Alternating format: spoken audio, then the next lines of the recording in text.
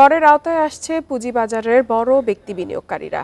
আসছে বাজেটে শেয়ার বাজারের লেনদেন মুনাফা বা ক্যাপিটাল গেইন 15% আয়কর আরোপ করবে জাতীয় রাজস্ব বোর্ড এনবিআর।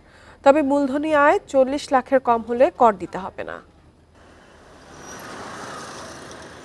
পুঁজিবাজারে ক্যাপিটাল গেইনের উপর ব্যক্তি পর্যায়ে বিনিয়োগকারীদের আয়কর দিতে হয় না। প্রাতিষ্ঠানিক বিনিয়োগকারীদের জন্য এই করের হার 10%।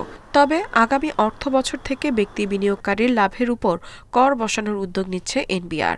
আইএমএফ এর পরামর্শে এই কর আরোপের সিদ্ধান্ত নিতে যাচ্ছে সংস্থাটি।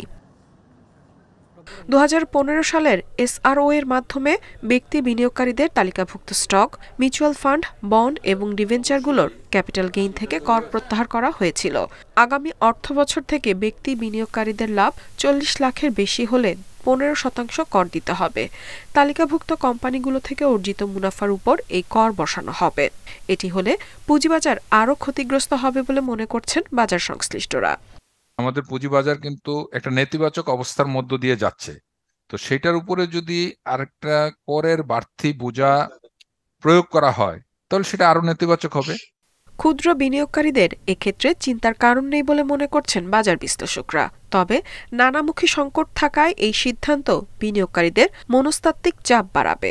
ট্যাক্সের ডাইরেক্ট ইম্প্যাক্টটা ক্ষুদ্র বিনিয়োগকারীর উপর পড়বে না, যেহেতু ক্ষুদ্র বিনিয়োগকারীদের ইনকামের পরিমাণ, আয়ের পরিমাণ 40 লাখ টাকার উপরে হওয়ার কোনো কথা। যদি শেয়ার মার্কেট থেকে তাদের বিনিয়োগ তারা উইথড্র করে নেয়, তাইলে বিক্রির চাপ বাড়ার কারণে শেয়ার বাজার যেই ভাবে নিচের দিকে যাচ্ছে দাম, এটাকে আসলে উপরের দিকে আনার কোনো সুযোগ আমি দেখছি না। নতুন করে কর আরোপ করা হয় সেটার ইম্প্যাক্ট তো নেগেটিভ হবে, এবং সবচেয়ে বড় যেটা হবে যে এটা মাধ্যমে কত টাকা এনবিআর কালেক্ট করবে সেটা আমি শিওর না, খুব একটা বেশি হবে না, বাট এতে মনস্তাত্ত্বিক আপনার নেতিবাচক প্রভাবটা বেশি পড়বে।